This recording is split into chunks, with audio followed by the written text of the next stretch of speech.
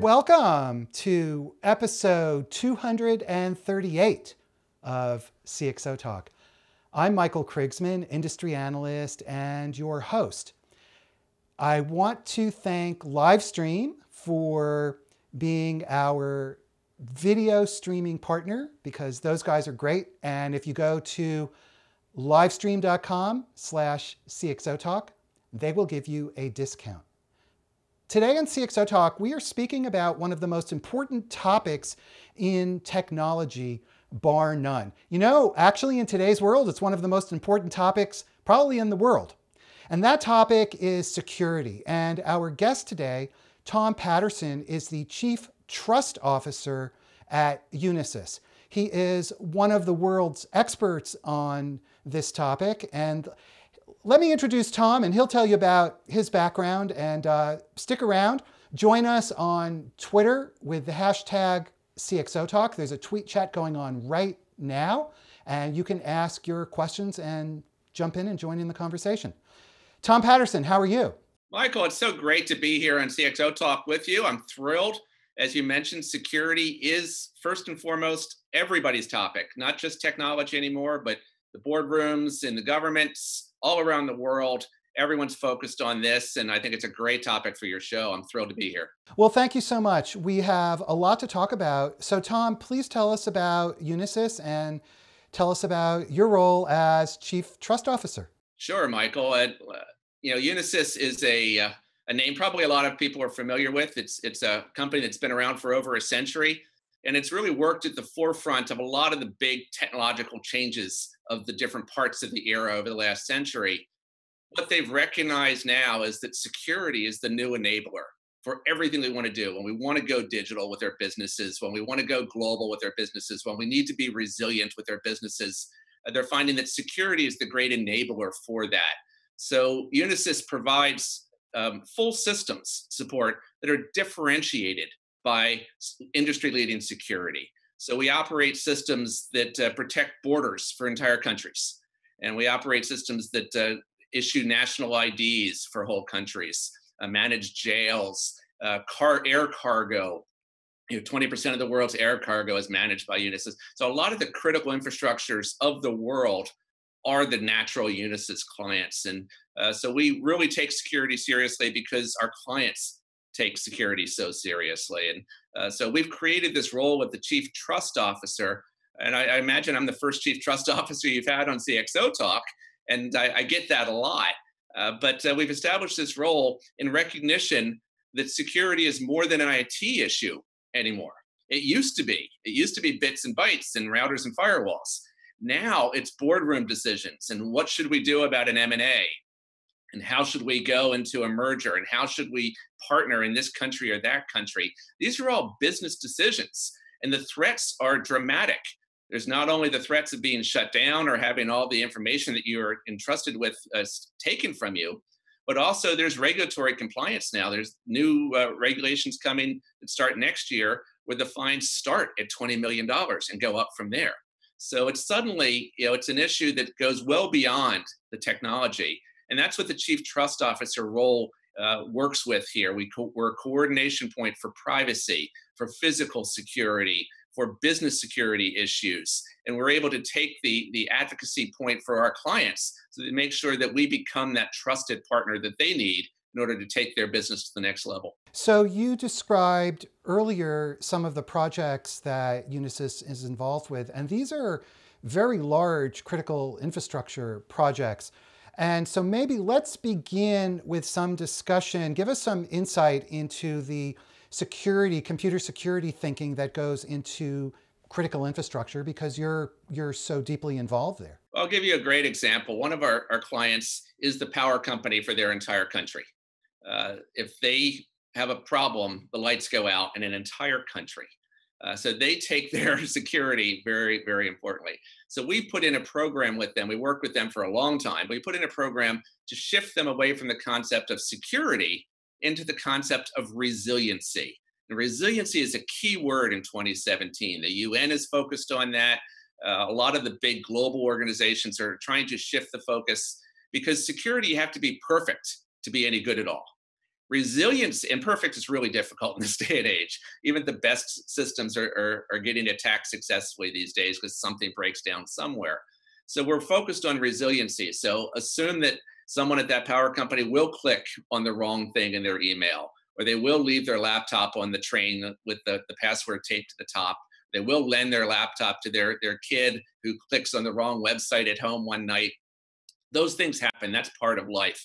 What concept of resiliency is all about, that Unisys really stresses with their clients, is that's going to happen. Don't let it shut off the lights for an entire country. So we deploy all sorts of countermeasures within the organization that make sure that when something happens, we can limit it. And that started out by just segmenting off different parts. So if one part of the power system was corrupted, the rest would not be. But now we've been able to implement really cool things like predictive analytics. So we look at so many data points within their organization and around the world, and we use artificial intelligence to analyze that. We can actually predict the threats that are forming on their borders, that are looking like they're going to go to attack. And at the same time, we now have machine-to-machine defenses that can automatically reconfigure themselves, go into a more defensive posture when they see these threats that are predicted starting to form. That's the future of what critical infrastructure really needs. They need it not only in power, they need it in transportation, they need it in banking, and they need it in, there's 18 critical infrastructure sectors around the world. And I would venture to say most of your viewers work in one or two of those already or have. So these are the things, critical infrastructure are those organizations privately held that need to exist in order to keep your way of life going. And so it's not just the governments, which are fairly well hardened, but now it's, if your power goes out, that really messes with you. If there's no food in your grocery store, that really messes with life. If you can't get your money out of your banks, these are all things that really can dramatically hurt a nation and the people of a nation. And that critical infrastructure, therefore, needs to be protected. That's the reason I came to Unisys in the first place, is because their reach is so broad. They actually operate and have designed and operate a lot of this critical infrastructure and a lot of these, in healthcare and banking and energy around the world. So by coming here, we're able to actually raise the bar, really elevate the security posture at a wide variety of clients around the world. When you talk about segmentation, there's now also the concept of micro-segmentation. Micro-segmentation, it's a beautiful thing. Yeah, no, Michael, it's a great point to raise, because segmentation is hard. Security people have known for a long time that it's better to segment their network. So if one part gets broken into, the other parts won't get broken into. It's what's a concept called east-west or lateral movements. You want to stop those. And so the way they used to do that was with the tools at hand in the olden days, which were firewalls. And they would put a firewall between this building and that building, or this giant network and that giant network. And that's how they went ahead and segmented their networks. Well, we have gone into clients that had over 100,000 individual rules on one firewall. No one can keep up with that. They don't know what rules are there, who wrote them, what they're for, so they don't touch them. So now in those old days, it's so expensive to segment off that people have started to stop doing it. Even though they know they should, in order to keep business flowing, they've stopped segmenting the networks, or they've done it at such a gross level that it's not really that well segmented. Enter a new concept, new technology called micro-segmentation. And we've been working on it for over 5 years with individual clients, but it's now a generally available commercial product called Stealth that is able to be woven into any existing network to allow you to create little tiny microsegments, completely transparent to the users, that don't require any firewall rules. They're all managed by what group you're in. If you're in accounting, you get to see the accounting resources and nothing else. If you're in marketing, you can see the marketing resources and nothing else. And even though all the networks are still interconnected, the packets are locked into these little tiny micro segments. And that makes it so much easier to protect the network, to deliver the resilience that's necessary. So someone still might click on the wrong thing, but that attack is going to be limited to their little group. All the accounting people in Poughkeepsie might be affected, but not the rest of the world. It won't turn off the lights. And that's what we're really trying to get to with microsegments. The more you put in and layer onto your existing network, the more secure you are. And again, when you design it correctly, and we now use artificial intelligence to actually create the whole mapping of when we roll out microsegmentation with Stealth, it now can be done so it's so transparent that as long as an employee or an associate's not breaking the rules, as long as they're doing what you've asked them to do, they never even know it's there. It's only if they try and download something they should get, that's when it's a problem. So it's it organizes people by group, but how does that affect the security threats from the outside? So if someone comes in from the outside, they break in, they're breaking into some point in your network. And in the olden days, that point would then they'd be able to go east-west or lateral movement, and they would do reconnaissance of your entire network. Now, whatever point they break into, all they can see when they run their reconnaissance program is those few nodes in that little sub-segment. They don't even see that the rest exist. Now, a good security monitor will then watch, and we've integrated stealth into all the top SIMs like ArcSight and Logarithm, and so the big systems that people use to manage their events. We report up to them that, hey, somebody got in and tried to see something outside of the microsegment, but they didn't get any feedback back. So they can't reach back to their command and control servers. They basically look around and say, nothing to see here, nothing to steal here. Let's move on and try the neighbor.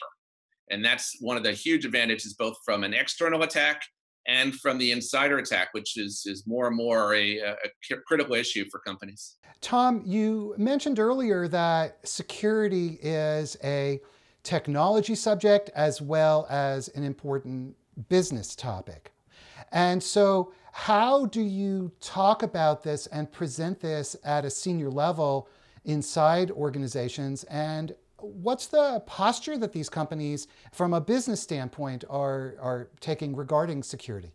And that's something that's changing almost in real time, Michael. The past few years, the meetings that I take now are very rarely with the IT department. They are now with the boards of directors, the members of the boards of directors, of the CEOs, with the vice president of finance, the people that are responsible for running the business. And they're the ones that are saying, this can't go down at this point. The conversation has evolved. I started, my first job was with the U.S. intelligence community overseas. I've been a security guy my whole life. And I learned the technology along the way in order to do my job, but it didn't come up through technology. I'm not a programmer to start, which a lot of security people are. You do have to have people that know that, but they then have to evolve that skill set in order to really work at the business level. And that's the concept of the chief trust officer that we've employed here at Unisys, and other big companies around the world are starting to move to, where you look at it in a more of an overall perspective, not just the bits and the bytes of the problem. That certainly has to be handled. And you have to have CIOs that can really put in a resilient network architecture. Absolutely key technical issue that has to be there. But there are also privacy issues that you can design in, and physical security issues that you can design in. And then the use of advanced predictive analytics and machine to machine, all these things. The speed of these attacks now is just overwhelms most groups that try and defend with humans in the line. So we're looking at threats that get in and within milliseconds are taking over. So you can't wait for someone to get a text and say, yes, we should go to a more defensive posture. That has to happen right like that, right instantly. And that's really the state of the art that we're moving to here at Unisys. And we have an interesting question from Gus Bekdash, and I hope I'm pronouncing his last name correctly. And he's asking, so what makes humans so hard to hack? What can we learn from that? And can we encapsulate that in AI security systems? Oh, Gus, I like your question. There's a lot of science directly on that point. See a lot of university programs that are focused on that. A lot of early startups now that are coming out with an algorithm, one approach to that, or a different algorithm with a different approach to that, trying to figure that out. I can say we're getting much better, but it's a massive, massive problem that has to be addressed. The enormity of what we call the attack surface is just so overwhelming that if you do protect it over here, someone could still get in over here. So while we're getting better at that, we are at the infancy of predictive analytics and using AI appropriately.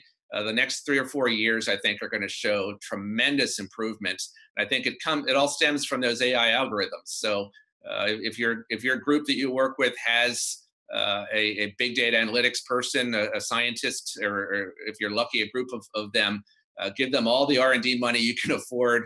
Let them go to the great symposiums at the universities around the world. A lot of this information is being shared freely among the scientists in the AI world. And then it's just a race to commercialize the algorithms. But I'd say we're at the beginnings of that. There's definitely a lot of people, smart people, very focused on that. And then as those new algorithms come to fore and take hold, that's when we're able to put them to work. And one example is we've got an offering called Stealth Identity, which sells a lot into areas where you need to be very, very sure of who you're dealing with. So, and for years, that's worked with physical biometrics. So it's done facial recognition. We manage over 250 million individuals with at least one biometric marker around the world for our clients. So it's a huge operation for physical biometrics. But the new cool stuff that we're rolling out within our Stealth Identity offering today is focused on behavioral biometrics, where we're not looking at your face geometry or your iris or your thumbprint. Now we're looking at over 100 little tiny things, like, are you left-handed or right-handed? What's the volume of your voice when you speak? How hard do you press on your phone? Where do you normally go? What things do you do online? All those go into creating a risk score. So it's not one that can be tricked or fooled and say, oh, I've changed the IP address, so now I'm going to masquerade as Tom. Now we're seeing behavioral biometrics look at all that data. And then we feed that into our artificial intelligence and our predictive analytics capability to come up with we're 84% sure this is Tom. So if all he wants to do is do his email, go ahead. But if he's trying to download, the source files for our super duper new product, or take all the identity information we've got on our clients, then you need to ask him for more information or make sure he's at his office or something. So we're really seeing advances of that being commercialized as it evolves. But it's a two-step process. The scientists have to think it up, and then the products like Stealth have to then bring it to the masses that need it. We are talking with Tom Patterson, who is the Chief Trust Officer at Unisys. Join us on Twitter at hashtag CXOTalk, and you can ask questions. Tom, you're talking about behavioral biometrics and topics such as that. What is the composition of the team that's needed in order to develop these kinds of products? Seems like you need a very multidimensional team. That was another great thing that I found when I joined Unisys is we have a history of hiring some of the brightest and best around the world. And we put all of them to use in solving our clients' new problems in this day and age. So behavioral biometrics, different science. So we've spun up a big data analytics team led by a brilliant doctoral scientist, PhD scientist, that has studied this all his life. And then he has directed a whole new team of programmers that feed into our physical biometrics team, which feed into our productization team, which feed into our client solutions teams. So everything has to come together in order to make this science useful. And that's really one of the things we focus on at Unisys. We're graded by if our clients are successful. Our clients, do what they want to do. Are they able to take advantage of the cloud safely? Are they able to grow around the world? Are they able to speed this up or keep the lights on? That's how we figure out if we're successful or not. And so all those pieces have to be in line. But we are absolutely blessed to have a world-class, a guy named Dr. Fontecilla, leading our big data analytics team, which feeds all of that behavioral biometrics business we've got. So much of security involves trade-offs between usability and hardening the system or restricting access, let's say. And in fact, you had an operating system, ClearPath Forward, that was never hacked. And so where do you draw those lines? And where should CIOs and chief information security officers and boards of directors draw those lines for their own organizations? Yeah, Michael, the trade-off question is one that we tackle frequently on a regular basis. Because in the olden days, it was a trade-off. Do you want to be open or do you want to be closed? And if you're closed, you can't really do too much. And if you're open, you're at risk. And that was the trade-off that was always there. This day and age, as the businesses have gone digital, as we're using shared resources as though that they were our own, like public cloud systems and employees' owned mobile devices. All these now shared concepts, we're actually able to architect security in, so it's an enabler of that as opposed to a trade-off for that. And you mentioned ClearPath Forward, one of the products we're very proud of. It is the fundamental core system behind over $1 trillion a day that gets transacted online in banks around the world. Think about that, over $1 trillion a day, has been for over 5 years. And if you go to NIST, the National Bureau of Standards, the new name for National Bureau of Standards, if you go to NIST's website and look up, they actually rank the security of all publicly sold products. And if you look at operating systems, we're at the top of the list. Number of hacks, 0. Successful attacks, 0 over all these years. So a huge bullseye, trillions of dollars a day, and yet 0 hacks. And that didn't come from restricting it. That came from designing security in. Thought process number 1 was this has to be used for the most important business of the world. Real-time systems. We don't want planes to fall from the sky. We don't want trillions of dollars to disappear. We don't want power to go out. These systems that have to be right all the time. So we started with the premise that security is job number 1. So we built that in and then built the systems on top. And this started working on mainframes years ago. Now it works in virtual machines in anybody's cloud. But it's the same core belief in security, design it in, and we found we don't make trade-offs nearly as what we used to do, what the world used to have. Now, if you're clever about security, if you're using modern tools like micro-segmentation, you can actually be that business enabler. You can save your organization money by safely using the cloud. You can save your organization money by having a supply chain that's fully integrated, but do it in a way that they're all in one little microsegment, not having root access to the rest of your business. So we really look at trade-offs being a word of yesterday, and today's word around security is enabler, and that's where we focus at Unisys. So how does a company get to that point? Because nobody wants to be broken into, and if you talk to any CIO, they'll say, of course we're secure. And so how do you overcome that bias, in a sense, away from being realistic? Well, again, there's a whole crop of great chief information security officers that do understand this, that do understand that one of the biggest issues that they've got to face is the constant change, the constant evolution on the bad guy side and on the good guy side. I still maintain a top secret clearance from the US government. So I see all the stuff. I mean, I sit on a panel at the White House now to help protect critical infrastructure. So there's rarely a threat that I don't see. And people ask me, how I sleep at night? Aren't I worried? Aren't I depressed?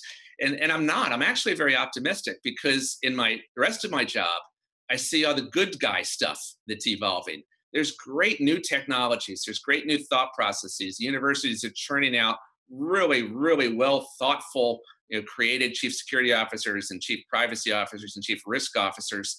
And so we're really seeing the good guy evolve at the same level as the bad guy. And that's really, it's that mindset change is where it all starts. Michael, you asked the perfect question. If you've got a mindset of there's going to be trade-offs, all I've got in my arsenal is the stuff I used to buy 5 years ago, and it'll never work, that's going to fail. And but there's plenty of people out there now that do get it and that are coming on. And you're seeing the leading companies of the world moving towards bringing in those types of CISOs. We work with some of the best CISOs in the world. They're brilliant, but they're also current. They're not brilliant because this is the way we used to do it in the 70s, and by gum, we're going to keep doing it that way. They are constantly going to the conferences. They're constantly reading scientific papers. They're constantly trying out new technologies, even if they come from a tiny little startup with no clients. If it's a clever new way to do something, they want to see it. They want to feel it. They want to see if it can help them. And 9 times out of 10, they're able to actually weave together using today's countermeasures a defense that matches and fits in the business requirements. So it's all about the people at the top. I do spend a lot of time with members of boards of directors, and generally they are not the most security savvy people in the organization. I spend my time there on purpose because they are key to making this all work. And I don't want to teach them how to become a security expert because that's just a failed concept. What I do though is I teach them how to ask the right questions. It's amazing what happens in a public company when a member of your board of directors asks the CEO a question. The CEO then starts a whole program and gets the best people. We need to answer this question because this board member asked it. Just asking the question is what I tell them. Even if you don't know the answer, even if you don't know what the answer should be, asking the question is a good start.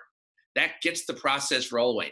Asking questions not like what encryption do we use, because they shouldn't have to care about that, but ask the question of, are we resilient in our supply chain? Is our supply chain connected, or do we have to make changes to those kinds of business questions? Start this whole process of thinking that then the right kinds of leadership in a company will embrace, and they'll see that there's great solutions out there today to address them. So the questions that you're posing to the board, or suggesting that the board pose to the CEO, relate to the impact of security on business operations. Absolutely. So I don't try and make a board member a security expert, but I get them off of worrying about their home computer and what virus they might have and why is their computer slow, which used to be the questions. Now it's all about excuse me. I hear GDPR is this new regulation that is coming into force in spring of next year, spring of 2018. What's our exposure to that? What's our impact to that? What can we do not only to be compliant, but to lower our audit surface as we go forward that? Just asking those kinds of questions start the ball rolling within a company. And generally, they're going to like the answers, is what I tell them. What about the role of the CIO? Where does the Chief Information Officer fit into this equation? Yeah, so the CIO is absolutely key. The bits and the bytes run over the CIO's infrastructure. The CIO has to be able to architect and deliver an infrastructure that works for their business and that can support the security that's needed. But it's no longer the only source of input. That CIO now has to be quite the politician, quite the operator in order to work with his or her counterparts in the organization and through their advisors like their auditors to really put together an overall system. What you don't want to see is stuff being forced on a CIO. Saying, well, I didn't want to do this. I didn't want to spend my budget there. I didn't want to put this block in here, this giant firewall in there. But somebody told me, the auditor told me I had to. That's the worst of all possible situations. You want to make that CIO a part of this larger risk and trust team that's looking at it holistically so they can architect in. The CIOs are a smart group of folks. They can architect in if they know what the goal is. They can architect in a much saner way, especially using things like public clouds, which are elastic and inexpensive, and you move the maintenance costs, all these benefits that they get that they hadn't been able to have because they were not thinking of it, with the most modern security approaches and with this overall business and privacy driver as part of it. When they put that together, they end up architecting in, then they run a much more efficient global network that does meet the needs both of the business side and of the security folks. And so you mentioned the risk and trust team. What should be the ideal composition of such a team? Yes, and great question, Michael. Every organization that I've worked with so far has been slightly different from each other, but the key really has been that the people that hold those roles work well together. Whether there's a hierarchy, whether they're in the same group, whether they get together informally, that has turned out to be less important for overall success.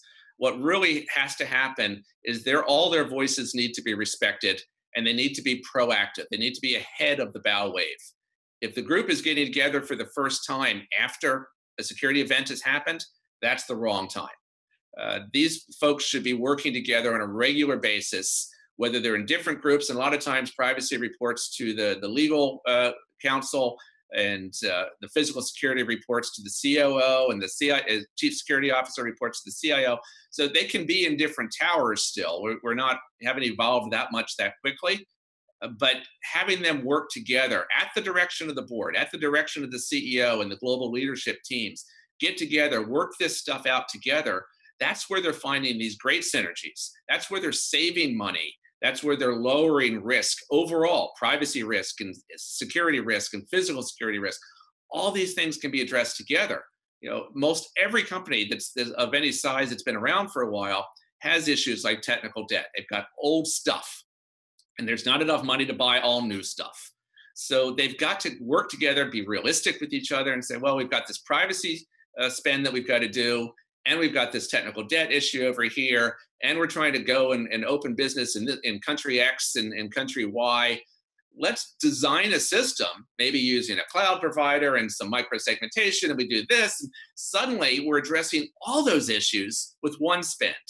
And that is really opening the eyes, not only the practitioners, but it's opening the eyes of the business leaders and the governance leaders across the board, and literally around the world. And what about you mentioned privacy. So what is then the linkage between security and privacy? Yeah, so again, they used to be at odds. They used to be two separate groups, and in many cases still are in two separate towers in an organization. But we work very hard. Unisys has its own security consulting group. That's a very high-end group. It's not the masses. We don't send 1,000 people out to go operate your business, but we'll go in and talk to your teams and coach them and train them up. And one of the things that we really focus on is getting those two businesses together. They've become very complementary, and they both have great skilled people at the tops of those organizations in many cases, but they hadn't worked together well. They hadn't been brought in together. Now we're finding, their clients, their customers, the end users are demanding that. Hey, we're not going to trust you unless you convince us you'll take care of my private data. And that's a privacy issue. It's not a security issue. So coming up with a system that does that is key. And one of the other things that's been a real wake-up call for a lot of these folks, a lot of these companies, is they're finding this concept of reducing their audit surface. We tell them as security professionals, you need to reduce your attack surface. You need to not have this big, wide network with all these places that could be attacked. Your home computers and your phone lines, and they're this and they're that. No, cell phone of the CEO, all those things are part of your attack surface. So what we try and do from a security perspective is we bring that down. We reduce the attack surface. We now apply that same thinking to the privacy officer. Let's reduce your audit surface. So one of the things that's problematic with all these regulations is the cost, both in time and money, to audit every system that you have every year. It's a very expensive proposition. It takes people away from doing other more important jobs that their company would want them to do. So what we found is things like GDPR and PCI, if you're in the payments world, or HIPAA, if you're in the healthcare world, these regulations say things very clearly.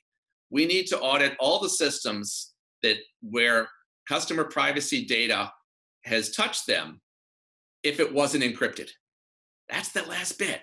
So what happens is most people bring it into their network and it just floats around in packets and they don't know where it goes. So they end up having to audit all of their systems every year. A hugely costly time and money expense. What we do is we put let's just say the PCI data tracks credit card track data. We put track data into its own little microsegment. So no matter where it goes, it's in its own little segment. It can never get out. And so you then, for PCI compliance, only have to audit those few computers that actually touch that, not all the rest. And that dramatically lowers your cost to be compliant. So privacy, big issue. But the answer here is coordinate with the security people, with the physical security people, with the business people. And I think you'll find that you can do things like reduce your audit surface at the same time you're reducing your attack surface, save money, and get a win for everyone. I want to remind everybody we're talking with Tom Patterson, who's the Chief Trust Officer at Unisys. And join us on Twitter with the hashtag CXOTalk and ask questions. We have some more questions, but before that, Tom, some of the techniques that you're describing are very sophisticated. And how can organizations that don't have that level of sophistication and security deal with it? And at the same time, what are the bad guys on the other side doing? They're pretty sophisticated too. They are. And it's a two-part question. I'll take them in order. Again, both interesting questions, Michael. First off, in terms of its level of sophistication, 5 years ago when we introduced stealth, The only groups we sold it to were the US intelligence community. They had the sophisticated people that could take care of it. In fact, it's the only microsegmentation product that's approved by the NSA to handle classified data still to this day. But what we've done in the last 5 years is build a lot of intelligence into the products themselves. I think that's a trend that you're seeing a lot of the more advanced, better funded security product companies around the world. Maybe the one-offs, startups can't afford to do that, but the bigger companies understand that if you want to make it useful, you have to make it accessible. So we build, like for stealth, we launched a program last year called Stealth Aware that automatically scans your network, automatically gives you a visual map of your network, automatically isolates independent flows and says, this is probably PCI data, this is probably HIPAA data, this is probably marketing data, and suggests security policies that you can then say, you can adjust them a little bit and give them your own names, then hit enforce, and it automatically distributes it, all based on artificial intelligence. So we've made it as user-friendly and accessible as possible because we want all of the world to be able to take advantage of the most modern technologies. And we're not alone in this. The firewall companies have emerged to become really next generation firewalls and really very easy to deploy. Saying the same thing with security and event management, which used to be a nightmare of sophistication in order to make any use of it. Now new companies like Logarithm in Denver, Colorado, have just made that so easy because they've built the intelligence into the product. We're seeing more and more of that. And that's certainly the way the industry is headed, is taking advantage of that, because everybody wants it to be better deployed. We don't want shelfware, as what we used to call it in the olden days. On terms of what are the bad guys doing? Absolutely. This is one of the keys to success, is you cannot get complacent. You looked at you followed the ransomware issues of spring of 2017 that spread throughout the world. They were attacking systems based on holes in the systems that a patch had been available for 3 months. So the only places that they were effective were the ones that hadn't patched in 3 months. Now, some companies have a 90-day patch cycle. Some have an annual patch cycle, some never patch. But that vigilance, that staying current, is absolutely key. If you stay current with your patches, if you layer on micro-segmentation, if you train your people, invest in training your users about what to do and not do, and what to do if you click on the wrong thing, and just be realistic about that, those three things by themselves will make you resilient. And that's the goal. You're never going to be perfect, which is what the old goal used to be. Now you just need to be resilient, and you need to make sure you contain an issue down to a level that you're comfortable with dealing with, that you keep the lights going on, you keep the money flowing, you keep the bread on the shelves. Whatever your job is, whatever your company's business is, that needs to keep going. That's job number one. And if you have that as your goal, and you use the most modern technology, the most modern thinking, it's people, process, and technology. You have to have the right people with the right current thinking. You have to have the right technology that can do what needs to be done. But you also need really agile and efficient processes. These don't just come out of a box or out of a book. This takes real experience to be efficient enough to do all these things without breaking the bank or needing people that you can't find and hire and retain. So you need the people, the process, and technology to all come together. But they will be a match for the bad guys. The chances of you being the one organization that's hit by the 1-0 day that no one's ever thought of are very small. You just want to make sure you're not the third guy that got hit by that 0 day from yesterday. That's the thing. You need to be current on your patching. You need to be aware of what's going on. You should be plugged into somebody's cyber intelligence feed so you can see what other companies that look like you and organizations that look like you, what they're seeing, so you get a little advanced warning. And the more you can layer on things like micro-segmentation, which again is transparent, doesn't require new users, works right off of your LDAP or Active Directory, whatever grouping you've already got, just feeds off of that.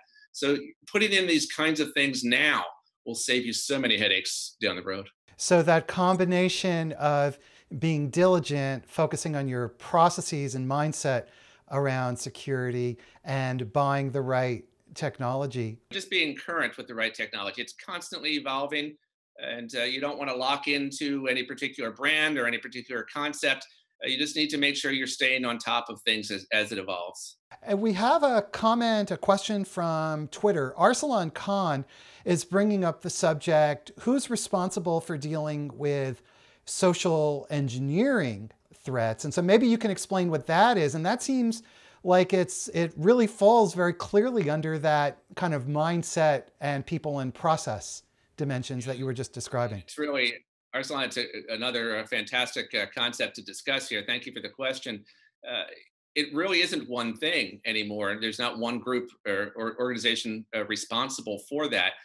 You certainly want to educate your users to not fall for the common tricks. We spend a lot of time saying that the best phishing attacks no longer look like that Nigerian prince email with the misspellings that we used to have years ago. Now they look like that every bit they came from your CEO with all sorts of information about you that's right and no misspellings at all. And yet it's still a trick. So social engineering is a huge thing. It's one of the most common entry points into an organization at first. So educating groups about what to see, what to do, and then that's key. But you can't leave it at that. Then it's up to the CIO and the CISO to architect defenses against that. So you can do things like have digital signatures on your emails. So if someone says it's really Tom emailing you, you'll be able to see some digital proof that it's really Tom, not just the email address, return address, which is easily spoofed. So putting in things like that can go a long way towards reducing the social engineering. And then just understand that someone somehow at some point is going to click on the wrong thing. It's just a fact of life. No matter how you train them up and how good they are, it's gonna look good. One of the things that's going on now is most of the information about people that have bought houses or buying houses was stolen. And so what's happening is they're all getting emails that say, okay, here's how you do your wire transfer, send it here. And they look perfect. And they're about to do their wire transfer. And now they're ending up wiring all their house money to some crook overseas. So that's gonna happen. What you wanna do is make sure that those people, your employees, operate within a little tiny microsegment. So if they get tricked into doing the wrong thing, they don't take down the whole company. They just take down their little field office or their little subgroup. And again, the smaller you make those segments, the less of a risk it is. So you need to work on the people side. You need to work on the technology side to put those things in. And then the process. You want people to report issues. Hey, this didn't smell right. Should I just ignore it or should I call somebody? We put in programs where people that call in, hey, I don't know if this was spam or not, but I got it. We want to see that because we want to see if there's something happening and our people are being targeted. We actually reward them. We send them little gold stars. We thank them publicly in our newsletters. We make them heroes for doing the right thing, make them sort of deputize them in the defense of the organization. And it really works out great. It's a mindset change, but absolutely a key part of any defense these days. Tom, we have just about 2 minutes left. And we need to talk about policy.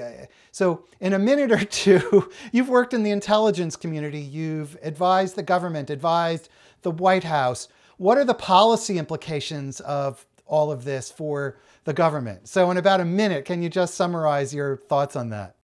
Oh my, you've given me the toughest question with no time left. That's not fair, Michael.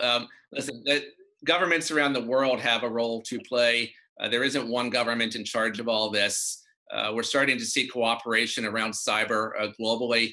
Most organizations, the smallest organizations, now cross borders on a regular basis. Either their suppliers or their supply chain or their customers or their clouds, something crosses borders somewhere. You need to focus on international cooperation.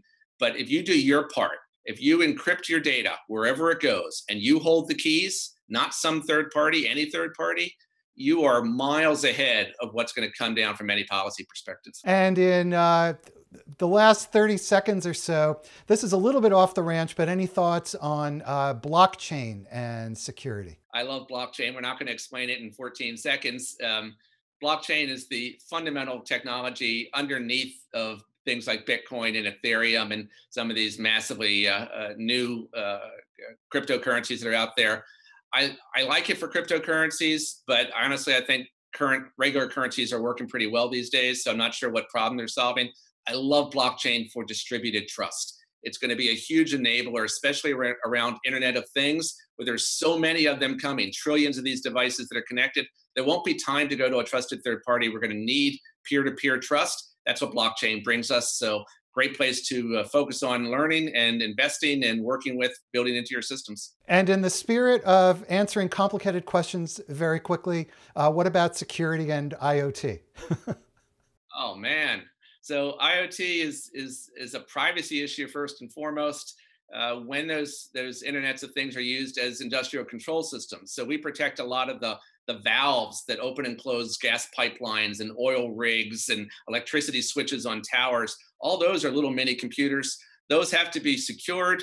The things like your Fitbits and the health monitors need to initially be secured for privacy, but ultimately we need to design the same level of security in that we're doing on the industrial control systems into all sorts of IoT. Big issue coming out. Again, first you'll see it in privacy in the consumer side, but then you'll see it with security as we move from cars entertaining us to cars driving ourselves home. That's going to be the big change, and we need to take security seriously across the board. And even though we are out of time, you mentioned cars and this. What about security in cars? Oh man, so cars scare me because they have never historically taken security seriously. There's a thing called the CAN bus that is sort of the interconnection point for all the sensors that have been on cars all along. In the beginning, everything plugged into that, including turning your steering wheel to park and pressing your accelerator and your brake. Now we're starting to get better. We're starting to have better systems. We're having to have little tiny firewalls and microsegments in the cars themselves. You definitely are going to be choosing which brand of vehicle to buy based on their cybersecurity safety record. And it's something that every manufacturer is now getting very, very serious on. Okay, so we are out of time. I apologize to the folks whose questions on Twitter that we didn't get to. Tom Patterson, Chief Trust Officer at Unisys. Thanks so much for taking the time and sharing your expertise with us. I'm happy, and I'm on Twitter at Tom Talks, and I'll monitor that hashtag too, and pipe in going forward whenever I can, whenever I see a question. Fantastic. Everybody, you've been watching episode number 239 of CXOTalk. Next week, we have two great shows. So go to cxotalk.com/episodes and check out our upcoming shows. And be sure to subscribe on YouTube. Click the YouTube button and subscribe. Thanks so much, everybody. We will see you soon. Bye-bye.